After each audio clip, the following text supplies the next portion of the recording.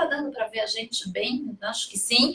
E deixa eu dar bom dia aqui também para quem está no Facebook e no Instagram e vem fazer esse bate-papo com a gente.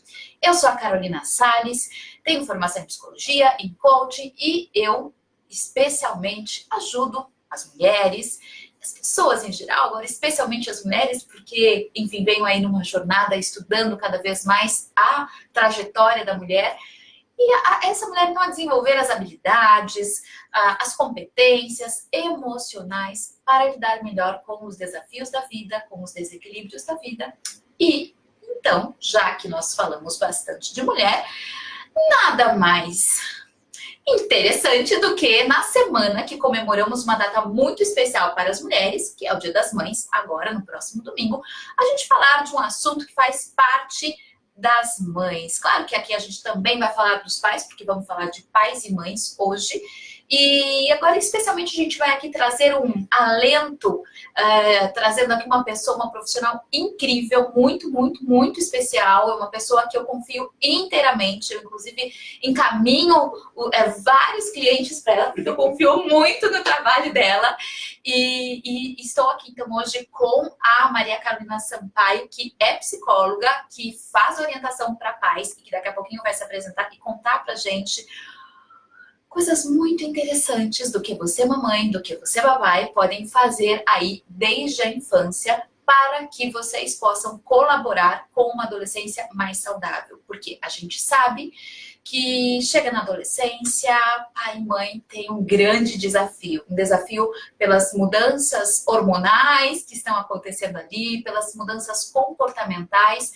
Aquela criança deixou de ter comportamentos tão infantis e começou a ter comportamentos ali muito diferentes, que solicita do pai e da mãe também uma nova dinâmica, uma nova atitude. E às vezes é realmente um grande desafio. Mas a gente vai então falar sobre como a gente pode prevenir um pouco, como é que a gente pode se antecipar a isso, falando lá da infância. Mas agora eu vou aqui parar de falar e vou pedir para que a Carol se apresente para vocês. E aí a gente vai começar o nosso papo. Primeiro eu quero dar as boas-vindas. Muito obrigada, Carol, por estar aqui. Hoje é Carol com Carol.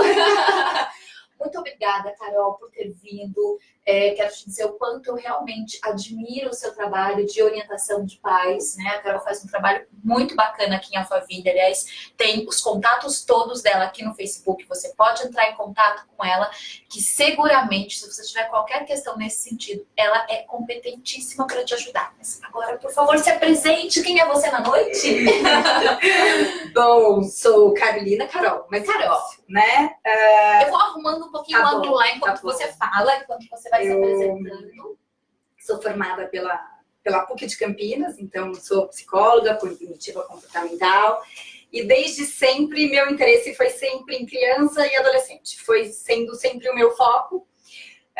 E no meio do caminho eu fui percebendo que eu tinha cada vez... Bom, a gente nunca pode parar de estudar, né? Mas que eu tinha que ir me aprimorando em vários conteúdos. Então, em relação à orientação para pais, em orientação vocacional, porque a adolescência, já falando da adolescência, sim, não só da infância, né, é o momento em que eles estão ali procurando qual é o mercado de trabalho, qual é a minha profissão. Então, também eu fui o tempo todo buscando ferramentas para eu poder ter mais conteúdo ali, para poder trabalhar com essas crianças, esses adolescentes e com os pais, né, também.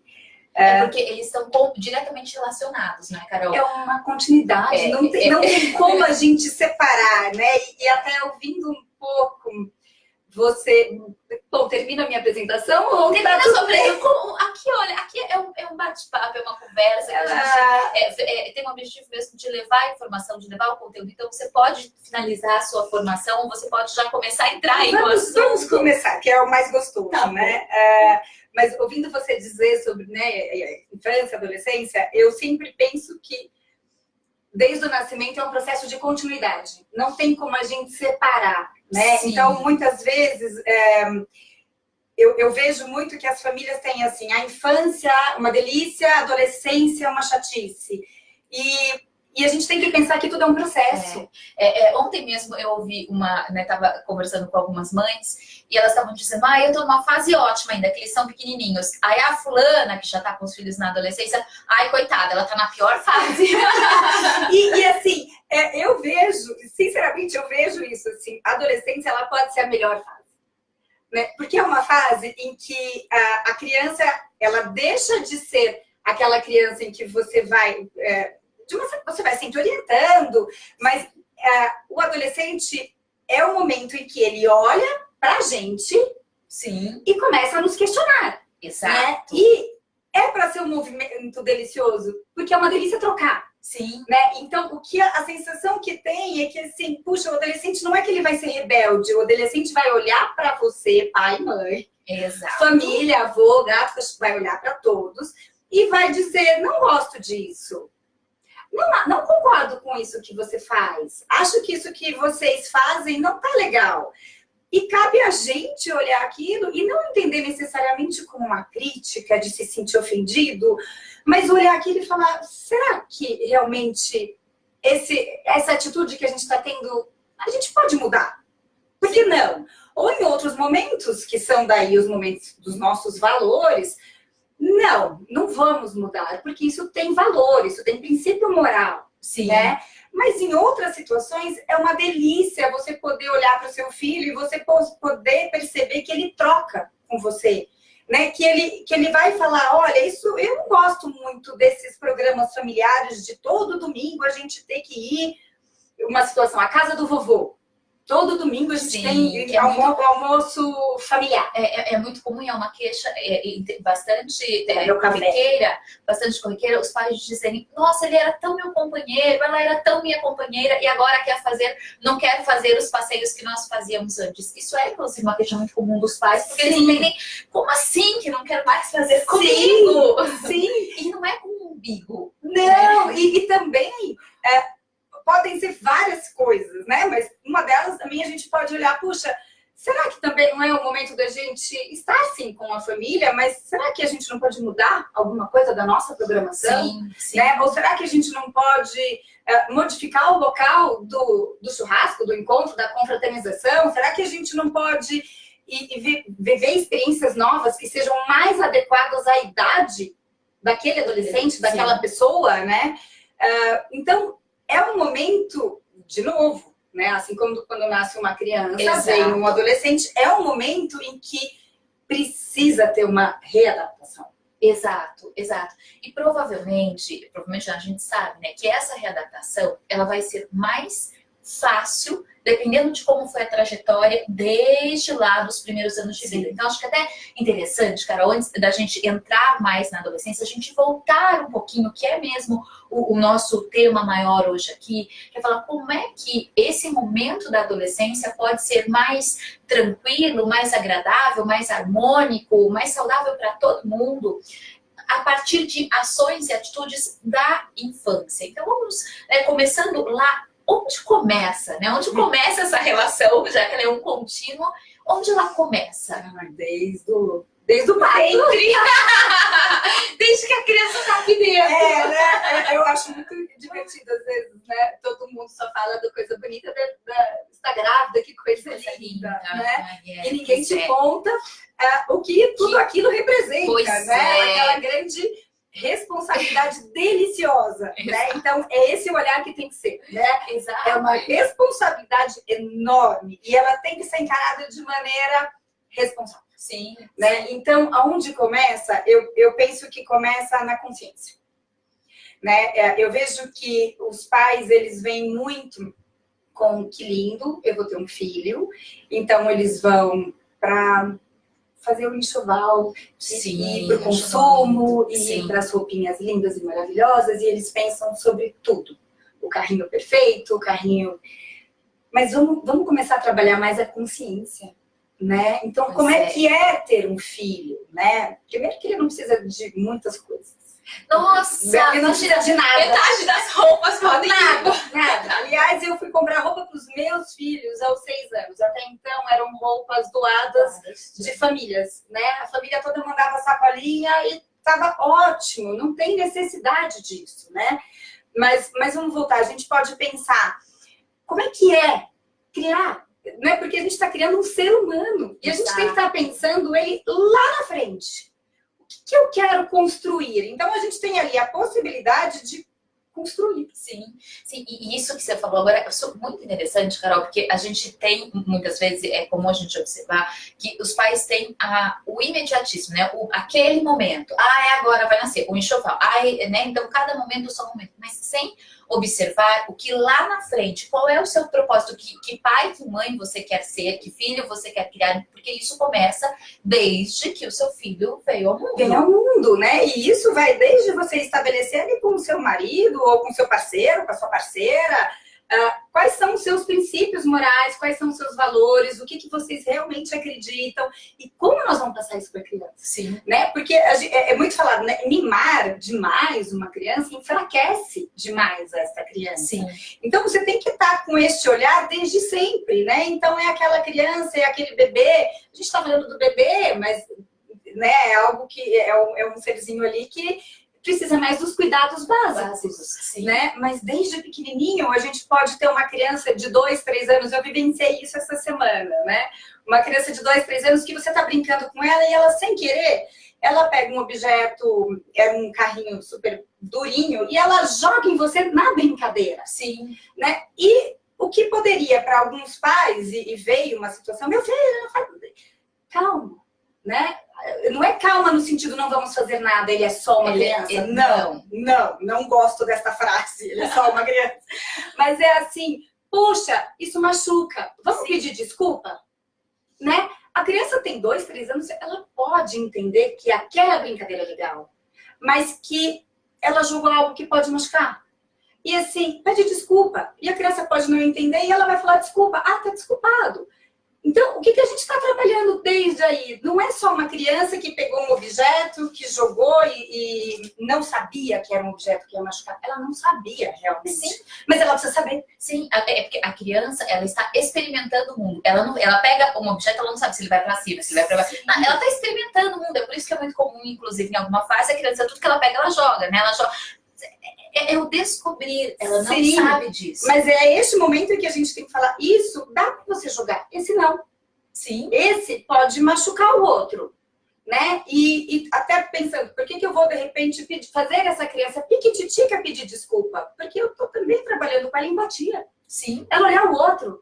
Então, isso são conteúdos e conceitos que a gente trabalha desde lá de baixo.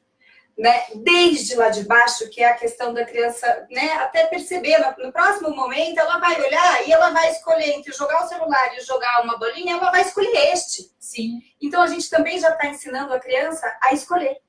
Então, a gente começa, né? A consciência é o que é, qual é a funcionalidade que eu quero com aquele comportamento da criança, sim, né? Sim. O que eu posso olhar para aquela birra, para aquele comportamento inadequado e pensar assim, puxa, que oportunidade que eu tenho para ensinar isso, né? Que oportunidade que eu tenho para... E com a criança você tem uma oportunidade o tempo inteiro. O tempo inteiro, parece que você tá assim, nossa, vamos lá, mais uma coisa que eu vou ensinar. Exato. É a oportunidade o tempo inteiro. E principalmente, dependendo do olhar que esse pai e essa mãe têm. Porque, é claro, a gente sabe, aqui a gente falou primeiro da fantasia, o enxoval, isso.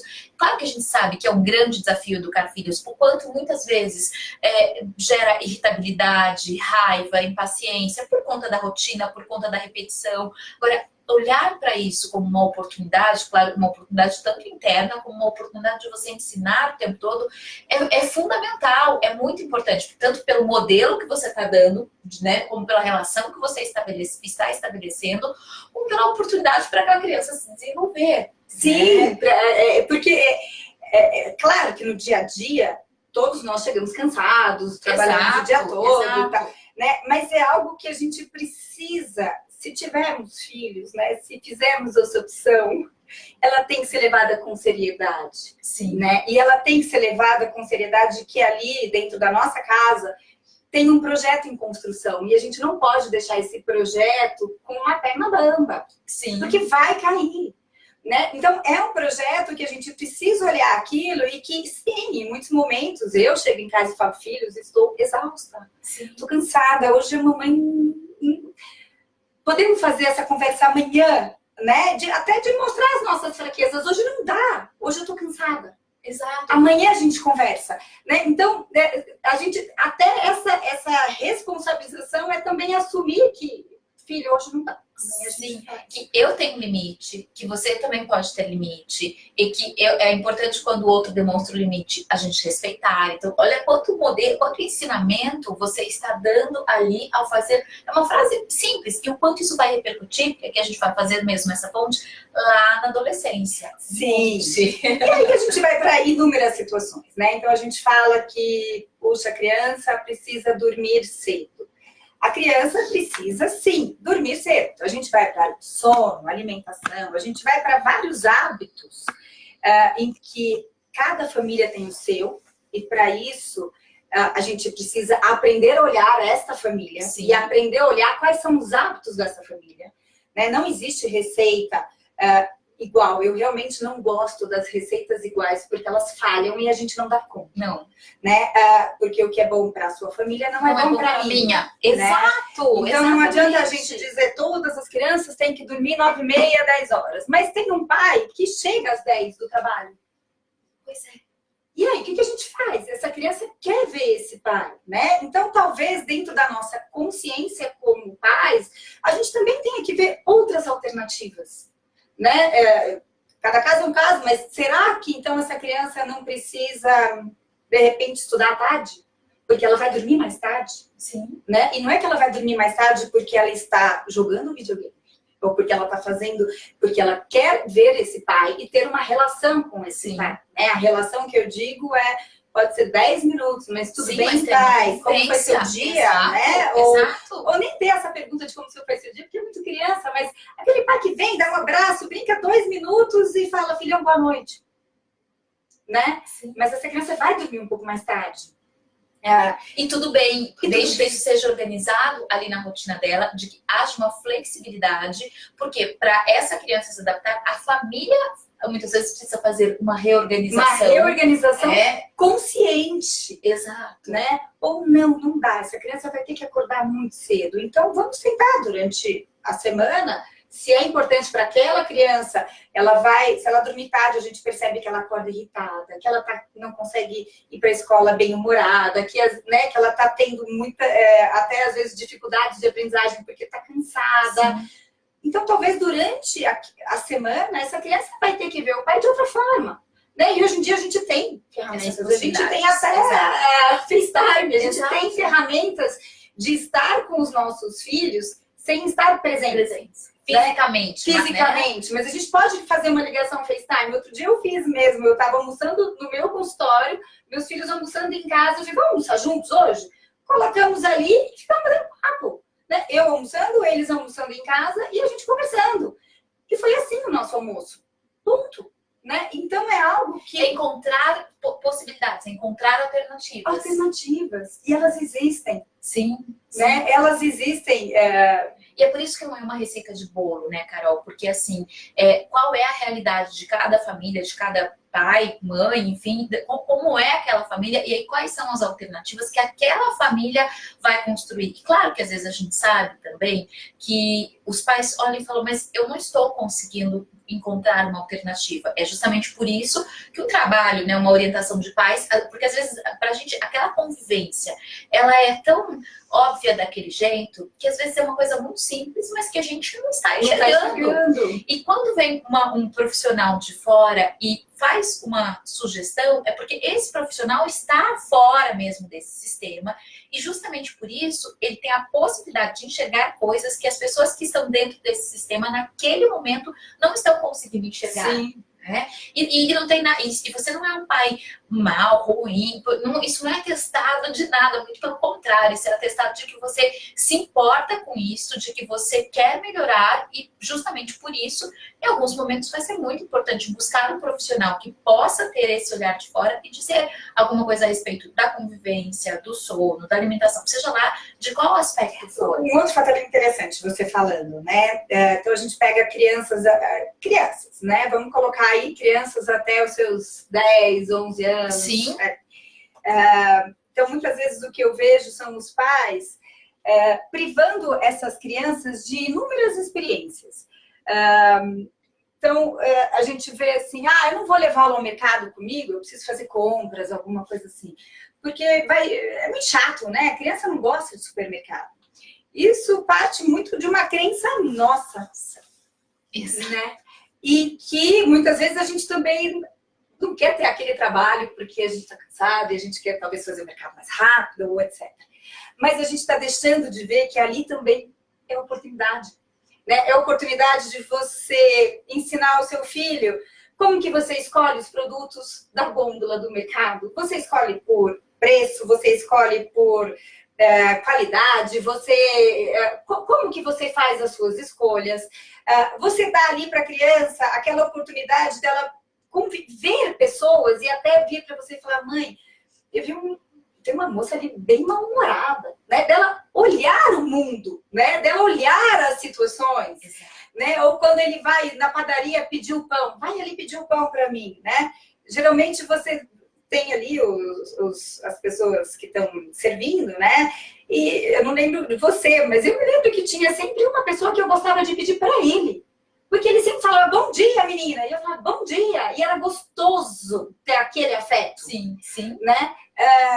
Então, isso tudo é relação, isso tudo é empatia, isso tudo é você ensinando de diferentes formas para o seu filho que dentro de todas as situações você pode ter uma relação.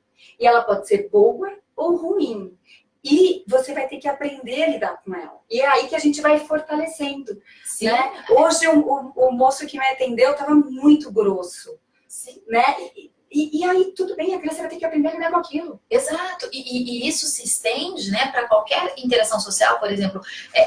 Tem festas que são festas infantis, e vai ser muito legal para a criança, porque vai ter um monte de criança. Agora, tem festa que é uma festa familiar, que às vezes não tem criança, ou uma festa entre amigos, e talvez não tenha criança, e a criança também vai precisar aprender a lidar com aquilo que é diferente. Sim, eu escuto muito assim, poxa... Até aconteceu comigo, né? Outro dia a gente vai contando coisas, né? Meu filho tá machucado e eu disse pra minha sogra, meu filho pode ficar aí? E ela falou, puxa, hoje à tarde, né? Ela falou, puxa, tô cheia de amigas aqui jogando buraco. Vai ser muito chato pra ele. E eu falei, não, vai ser muito legal pra ele. E ela ficou olhando pra minha cara, com uma cara, né? E eu falei, confio no meu filho, né? Nesse sentido. E aí foi muito legal, porque ele passou a tarde sentado com senhoras que estavam jogando buraco e só com o ouvido lá.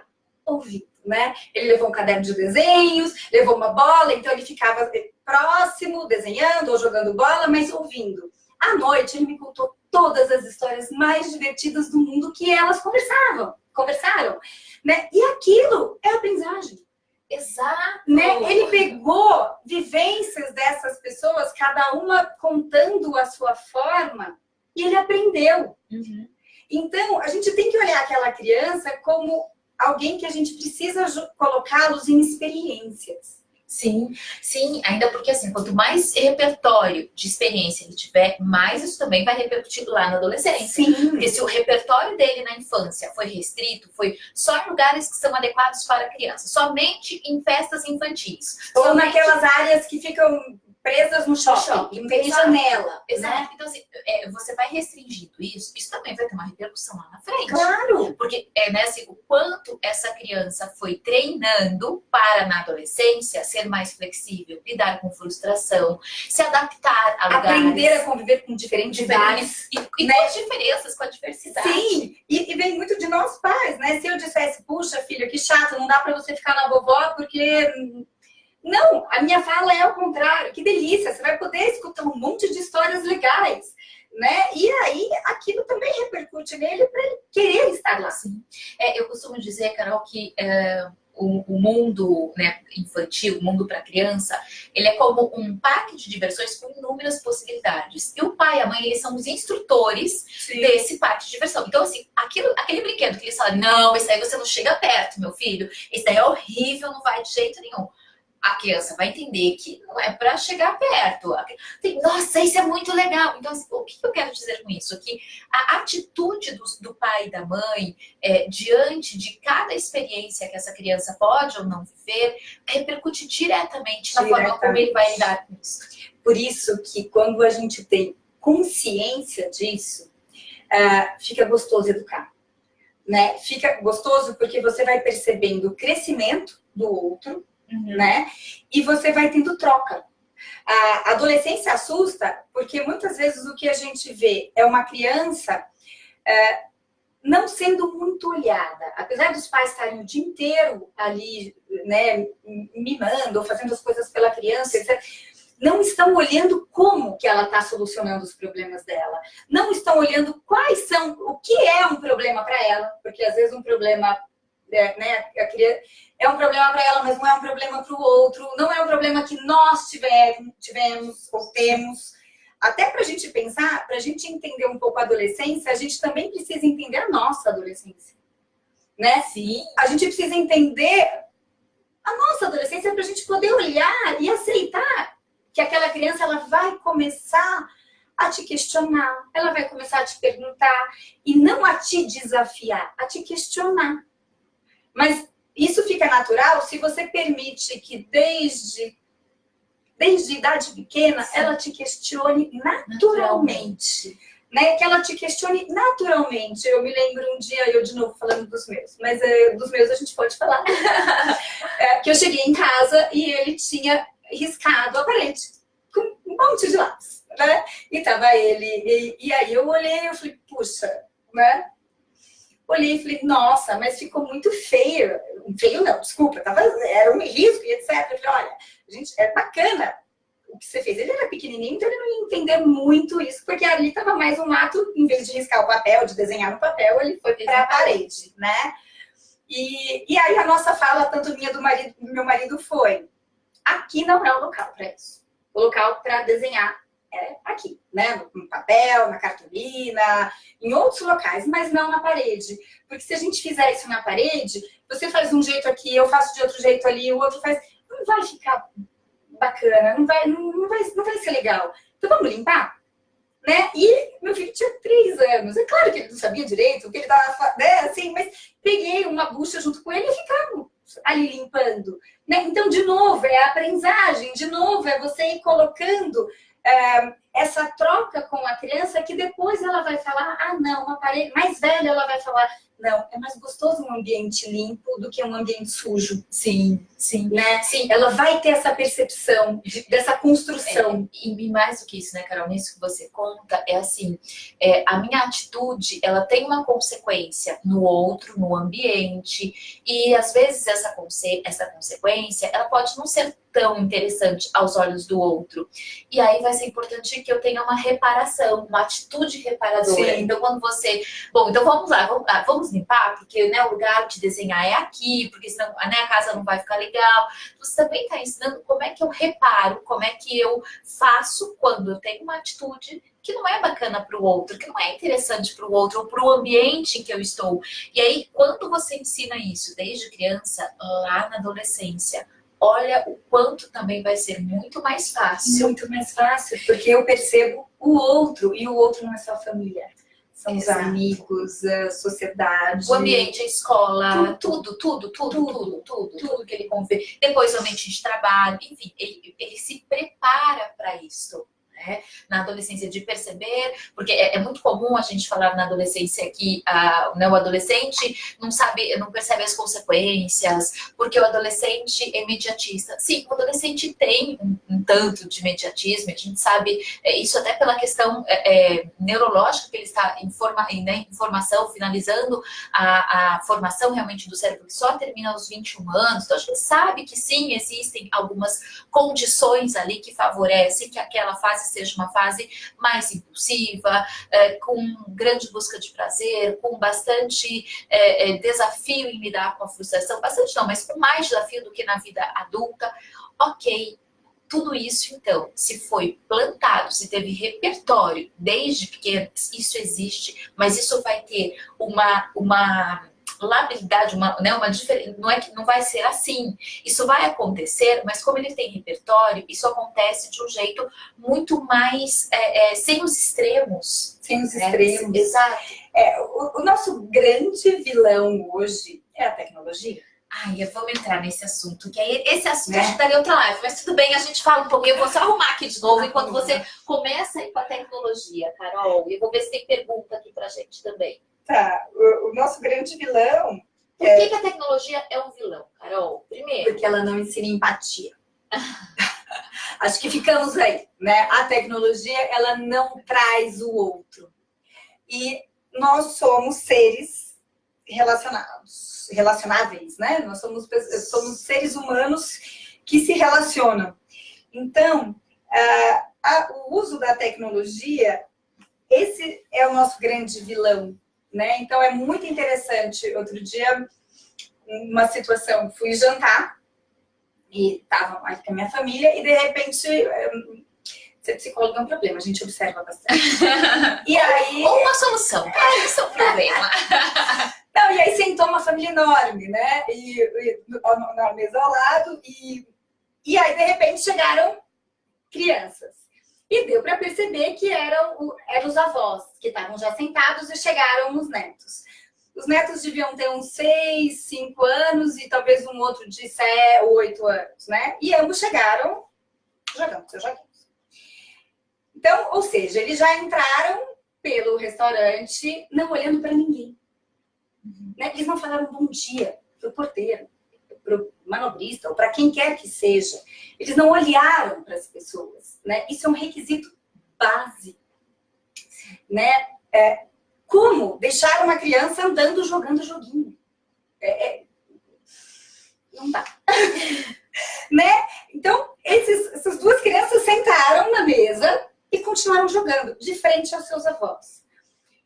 E eu fui ficando incomodada. E foi muito interessante, porque o avô só virou e falou assim: nem para falar oi, vocês vão largar esses joguinhos? Né? O menino só fez assim: oi, vô! E continuou. Né? Eu imagino a angústia daquele avô. Fiquei angustiada por ele, né? E triste. Sim. Com toda a situação. Então, os jogos não é que eles são ruins, não. Né? A questão é que as pessoas não estão sabendo realmente dar o devido valor a eles. Né? Tudo que a gente faz em excesso é péssimo. Sim. Tudo. Sim. Tudo. Desde fazer esporte demais, estudar demais, tudo é ruim. Qualquer coisa. Qualquer coisa. Né? E a gente vê que essas crianças estão sendo permitidas por uma gentileza descomunal, e que a gente sabe que gentileza demais enfraquece demais e deixa crianças extremamente mimadas e, né, faz com que não veja o outro. Então entra, né, qual é o problema? Não traz empatia. Exato. E essa empatia é o requisito da gente olhar para o outro, da gente se comunicar, da gente trocar, da gente perceber o mundo ao redor. E que se a gente faz com que as crianças, né? É só criança. Chega lá aos 10, 11 anos, a gente que, né, estão virando seus pré-adolescentes, estão virando seus adolescentes, é um adolescente que não vai saber trocar. Porque ele nunca soube. Não vai. Ele nunca trocou. Exato. Ele estava no jogo. Né? Então, por que daí aí vem os pais assim, puxa, ele não conversa comigo? Em algum momento ele conversou. Pois é. E assim, é o conversar, e a gente sabe, né, o quanto o olhar, o toque, o estar junto, ele favorece uma série de habilidades, de competências emocionais, por exemplo, e até mesmo a nossa função bioquímica é modificada por isso. É a produção de ocitocina, por exemplo, que é um hormônio que é muito útil Porque o que ele produz em nós, né? Ele aumenta a nossa capacidade, a sensação de calma, de tranquilidade, e justamente por calma e por tranquilidade conseguir ver as coisas de um outro ângulo, ou seja, ele nos ajuda a desenvolver resiliência, entre outras coisas, resiliência. Isso significa o seguinte: quando eu desenvolvo desde pequeno o toque, o olhar, a proximidade, o estar com o outro e não com uma máquina somente, ou a maior parte do tempo, eu vou desenvolvendo a minha bioquímica, eu vou desenvolvendo algumas habilidades, né? Agora, só para citar uma aí, a resiliência, mas também a sensação de satisfação, a sensação de bem-estar, que é importante na adolescência, é importante para o resto da vida. Então, assim, eu privo a criança de ter isso mais estimulado quando eu dou essa permissão para ela ficar muito tempo ali. E na adolescência, se isso se estende, porque na adolescência ela vai precisar de um tanto mais de resiliência, porque a gente tem outras questões, tem a escola, às vezes tem bullying, tem as questões das redes sociais, enfim, a resiliência vai ser fundamental para essa criança. E aí, se ela não tem a resiliência ali desenvolvida, fica complexo. Fica complexo. E isso vai para várias situações, né? Sim. Então a gente vai para a educação consciente mesmo. Aproveitando um gancho que você falou nessa situação, né? O que a gente faz muito hoje, o que eu vejo muito que os pais, e o que eu vejo chegar muito no consultório, é crianças com medo da morte, ou com medo, crianças que começam a ter uma dificuldade muito grande de lidar com aquilo. Porque eu também vejo hoje em dia que os pais procuram poupar tanto os seus filhos como se a gente fosse infinito, né? Então, é algo que, quando a criança lá nos seus 10, 11 anos descobre que existe morte, ela leva um susto muito grande. Porque até então tá só nos contos de fadas, né? Sim, sim.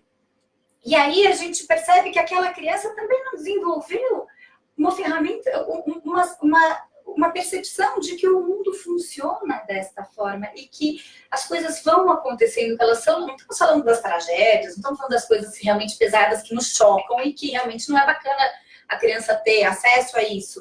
Mas de ser falado sobre aquilo de uma maneira mais natural. Sim. Né? Eu tive uma situação muito interessante essa semana de um pai que me colocou bem assim. Eu fiquei preocupado porque o nosso cachorro morreu e eu não senti que meu filho teve nenhuma reação afetiva a isso. Isso me preocupou.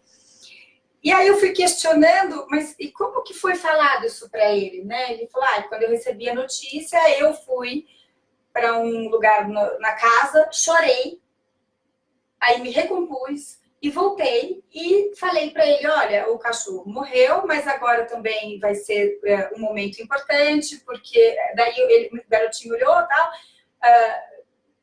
mas a gente pode ter outro, ele vai voltar? Fez alguns questionamentos assim, confusos, porque, né?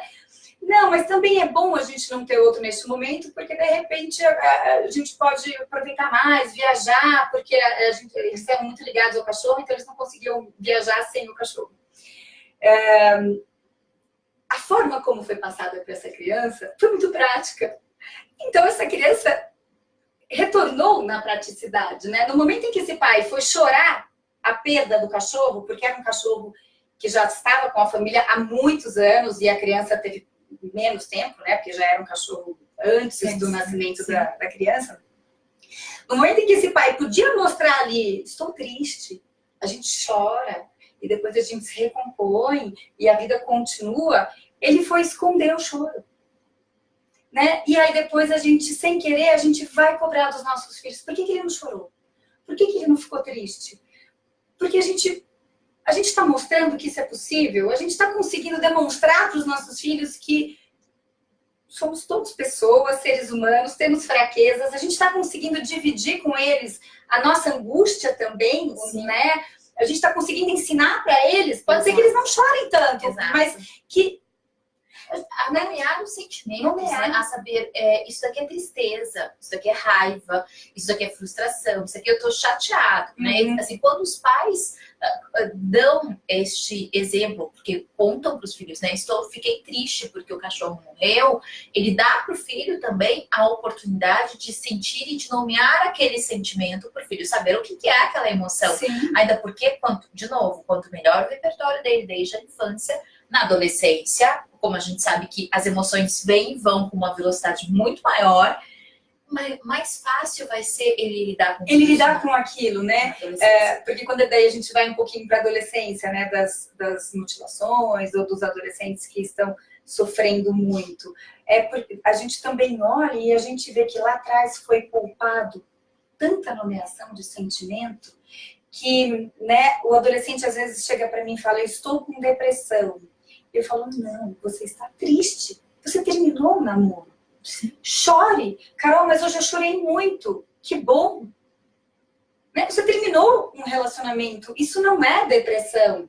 Isto é tristeza. Né? E às vezes você vai ter que conviver com ela 1, 2, 3 semanas, aprender a lidar com ela. Você vai ter que aprender a conviver. E isso vai desde lá de trás, quando a gente ensina os nossos filhos a aprenderem a conviver.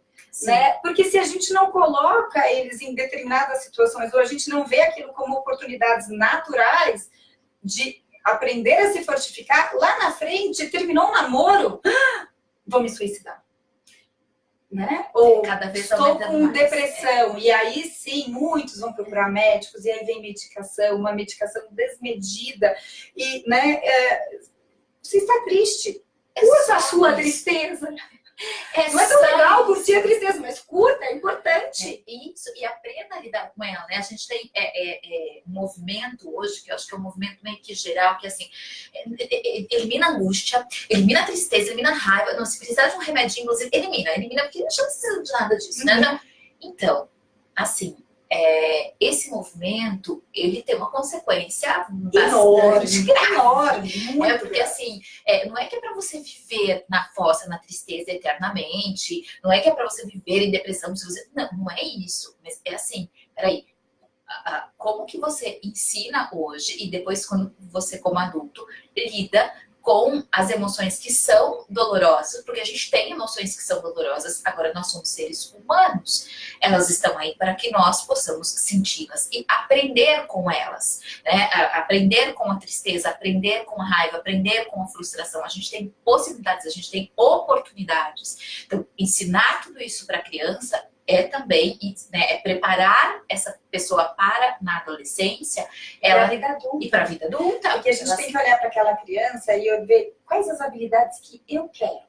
Que não é que eu quero, né? Mas que são importantes. São importantes para a vida. Então a gente olha uma criança e a gente pensa lá no futuro, né? Quais são as habilidades importantes, né? Eu quero que o meu filho seja alguém respeitoso, eu quero que o meu filho seja uma pessoa empática, eu gostaria que ele fosse alguém produtivo, que soubesse trabalhar e que gostasse daquilo que ele fizesse. Então eu gostaria que eles pudessem fazer boas escolhas.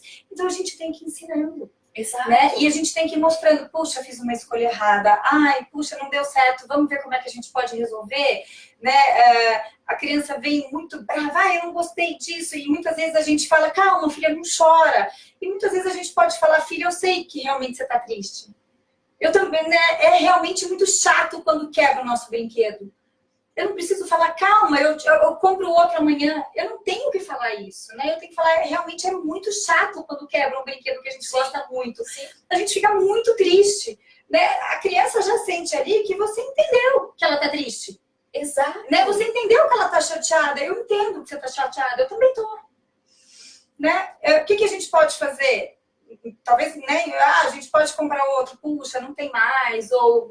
será que vamos comprar outro? Ou é muito caro, ou não dá? Ou dá pra gente consertar? Ou dá pra gente ver um outro brinquedo?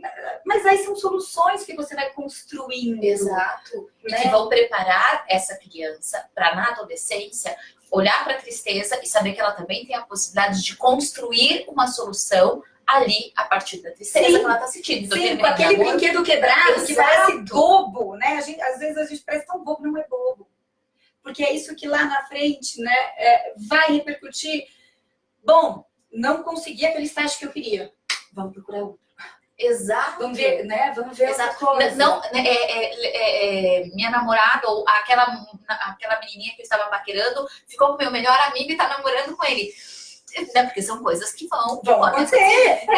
Claro. Então, como é que eu lido com isso? Sim. Né? Como é que eu lido com essa dor, com essa tristeza, com esse desconforto, às vezes com essa raiva, com essa frustração?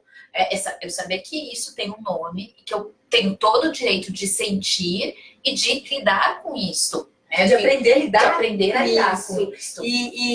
Então isso vira um trabalho delicioso quando você começa a ver que é assim, puxa, né, que seu filho resolveu algo que ele não precisou da sua ajuda.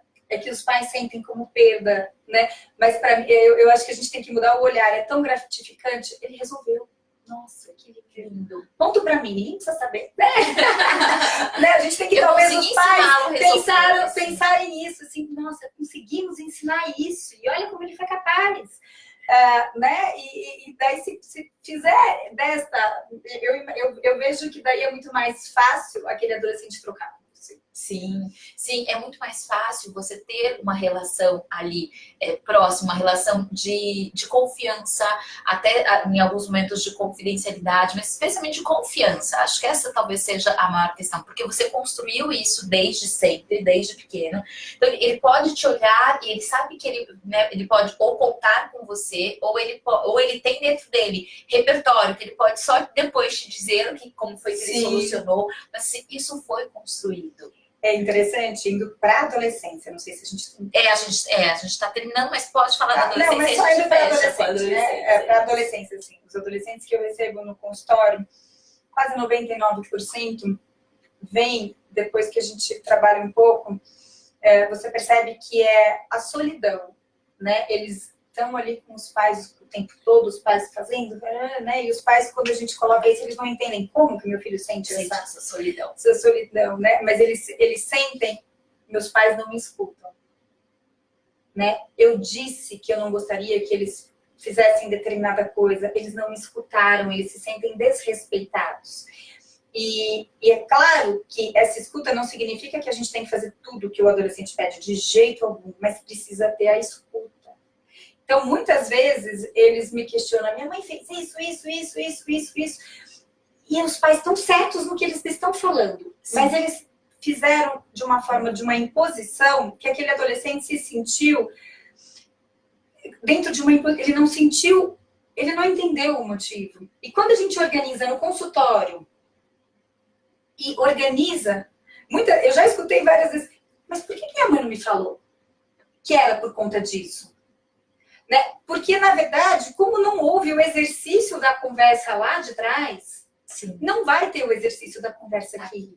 Né? Porque lá atrás não teve esse exercício. E intimidade se constrói. Exatamente. Né? Intimidade se constrói. Não teve o exercício. Não tendo esse exercício. Confiança, intimidade, relação. Elas são construídas. Não é que meu filho. E agora virou adolescente. Ou é meu filho e eu tenho intimidade. Mentira. Não tem. Se você não constrói, se você não escuta, não olha, não toca, não tem tempo de qualidade com essa pessoa, né, que está ali crescendo, que é uma criança, isso não vai acontecer na adolescência. Eu tenho um adolescente que ele falou assim, não, todo dia eu chego e falo, e aí, onde você vai? E às vezes minha mãe dá bronca, filho, por que você pergunta tanto e tal? E aí a gente foi indo, eu falei, mas o que você quer com isso? Carol, eu almoço sozinho. E a minha mãe está se organizando para sair. E eu, na verdade, queria que ela estivesse sentada e almoçasse comigo. Eu detesto almoçar sozinho. Só que ele também não tem o repertório para falar, mãe, senta, almoça comigo, me faz companhia. Ele não consegue fazer a linguagem desta forma. Não cabe aí nessa relação, porque não tem essa intimidade para tal. Então, a mãe está se organizando para sair e tal. E aí, então, já começa uma briga. Por que você pergunta sempre a mesma coisa? Pergunta outra coisa. E são coisas que, se a gente tiver aquele olhar e permitir aquela conversa, senta aqui comigo, vai, me faz companhia. Sim. E às vezes a companhia é até silenciosa, não precisa ser falando nada, né? Mas É a comunicação, né? É a comunicação e é o estabelecer a relação. Porque, assim, de fato, né, não vai excluir, né, a boa relação, ela não vai excluir os hormônios da adolescência, as coisas tipo, não vai excluir, isso vai acontecer. Agora, quando você preserva a relação dos pais com o adolescente, quando você preserva esse contexto familiar, isso fica... Sim, essas coisas acontecem, sim, os desafios podem acontecer, mas Eles vão acontecer. Não é que assim, a gente tem uma infância maravilhosa, é um testado de desafiar. Isso não significa que ele não vai vir te questionar, e vai vir, mas cabe a nós tentar ouvir de uma maneira mais sadia. Sim, sim. Ainda porque se essa relação, se essa intimidade, se essa confiança foi construída ao longo do caminho, ele também vai vir de um jeito muito provavelmente um pouco mais disposto, disponível para ouvir, mas é principalmente o papel do adulto, de estar ali disponível, disposto para este adolescente que está num novo momento, mas que vocês têm uma história, vocês têm uma intimidade, vocês têm uma relação de confiança estabelecida. E em algum momento, ali dentro está isso. Então, isso pode ser resgatado no diálogo, na comunicação, o tempo todo, porque foi construído. Agora, quando a gente não construiu, você vai resgatar da onde? Sim. Né? Então, assim, não dá para resgatar. Aí você vai tentar. É mais difícil. É mais complexo. Não é impossível. Não é. Mas é mais difícil porque as relações já estão machucadas.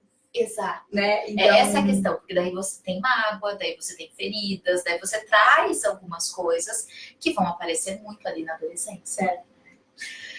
Uau, Carol, já passamos aqui do nosso tempo, então acho que a gente pode começar a caminhar para o nosso final. Deixa eu só ver se a gente tem, acho que aqui não temos pergunta. Lá no Insta, acho que também a gente teve bastante gente entrando e participando aqui com a gente, mandando beijo, mandando carinha, a Vanessa, enfim, a Michelle, o Henrique, enfim, tem bastante gente aqui que deixou beijo pra gente, mas como a gente não tem pergunta, a gente vai caminhar aqui pra gente encerrar. E eu gostaria de saber, você quer deixar mais alguma mensagem, quer falar alguma coisa que de repente a gente aí no meio do caminho acabou deixando de falar? Enfim, fique à vontade.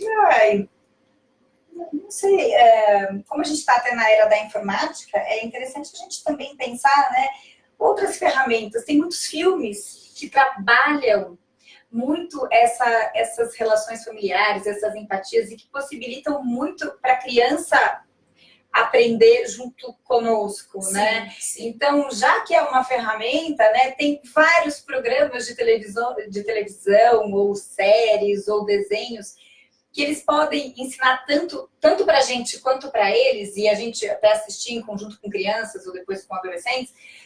Então, vale a pena a gente, depois eu até posso te dar alguns nomes, mas a gente buscar essa consciência, né? Não é só um filme, não é só um desenho, né? Vamos selecionar algumas coisas que a gente possa aprender juntos, que a gente possa descobrir juntos, que seja novidade para você e novidade para mim. Então, vamos tentar olhar essas ferramentas que a gente tem hoje com outro olhar. Exato, exato. E eu acho que é um filme que eu gosto muito de indicar, que não fala exatamente da adolescência, mas ele vai falar das emoções, isso nos ajuda muito, é o Divertidamente. É ótimo. Eu acho incrível, incrível, incrível. Eu recomendo para um monte de gente, porque a gente vai ali aprendendo a nomear as emoções. Então, se para você pai, se para você mãe é um desafio fazer isso, assistir o filme junto, pode ser divertido, vai ser um programa em família, vai ser uma coisa legal e também é uma ajuda para todo mundo. E tinha que agora a gente cansou um pouco de assistir, mas chamava Largados e Pelados, né? Que eles colocavam um casal que não se conhecia, da Discovery, que não se conhecia, tipo um reality show, né? Dentro de um lugar inóspito. Pelados, mas não se vê nada, né? E eles tinham que ficar ali 21 dias sobrevivendo. Sim. E é muito interessante, porque assim, você vê como eles solucionam problemas, você vê conflitos, você vê como que eles reagem, como que eles vão criando uma certa intimidade para conseguir sobreviver. E é muito divertido. Foi uma fase muito gostosa de assistir com os nossos filhos. Porque a gente falava, imagina, eu não faria isso, eu não conseguiria atrair de jeito nenhum. Não, eu acho que eu consigo. Então você vai tendo um programa que está ali num momento mais tranquilo, né? Sim. Com a família, mas que você está aprendendo. Sim. Que você está falando, puxa, eu não faria isso. Ah, eu consigo. Nossa, olha como eles resolveram esse problema. Ou olha, né, você vai trabalhando. Então, assistir televisão, ou ver uma série, ou ver um filme, não é só assistir. Sim. Né? A gente precisa também olhar a consciência para tudo. Sim. Não é só é para tudo. É para tudo. Né? Essa consciência, esse filme, né? Então a gente pode estar assistindo e falar, puxa, gostei por conta disso, eu não gostei porque eu não faria dessa forma. E é aí que a gente vai vendo como o outro, os nossos filhos pensam. Exato, e estabelecendo uma comunicação. E eles vão sabendo como a gente pensa. Exato. E estabelecer realmente assunto, comunicação. Assunto, exatamente. Isso é muito rico, né? Porque você vai ajudando essa criança, esse pré-adolescente, esse adolescente, a construir a percepção dele de mundo. E você vai dizendo para ele qual é a sua percepção de mundo, quais são os seus limites. E que não precisa ser igual a dele. E não precisa ser igual. Exatamente. Não é igual a dele. Porque ele vai ter a dele. Assim como você também não tem a mesma dos seus Sim, pais. Né? E a dele não está errada e nem a sua. Exato. Né? Então, daí você... então, é algo que essa consciência, né? Não é só uma criança. Exato. Não é só um desenho, né? Exato. Não é só um filme. É jogar consciência. Porque se você joga consciência, você consegue fazer com que aquela criança seja mais consciente dentro da faixa etária dela. Né? Não é cobrando nem mais nem a menos. Exato, exatamente. E uma outra dica, além dessas duas dicas que a gente acabou de colocar aqui, uma outra dica também é no Instagram, Papo Sério Alphaville, que está bem bacana, eu tenho acompanhado. A Carol faz postagens direcionadas para pais, especialmente. Na verdade, eu comecei esse projeto agora. É difícil para mim, porque eu não sou uma pessoa muito de internet. Então, é muito difícil. Agora, os conteúdos são bem interessantes. E aí, o que eu fiz? Eu nem quis colocar o meu nome, porque o que eu pensei, né? Eu quero ir achando conteúdos que eu acho legal, que não sejam necessariamente vindos de mim, porque eu posso pensar e falar e agir de uma certa forma que outra pessoa pode pensar e falar e agir de outra forma, mas que chegue no mesmo movimento, no mesmo objetivo, na mesma reflexão. Então, é colocar reflexões diferentes de diferentes pessoas, ou para que a gente possa... Eu percebo que ninguém lê mais nada. Ninguém lê.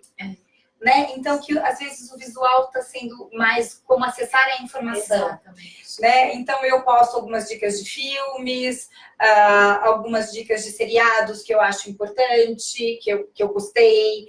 Né? Eu vou buscando ao longo da semana coisas que eu acho importante serem faladas. Sim. E também até um pouco de, né, quem sabe...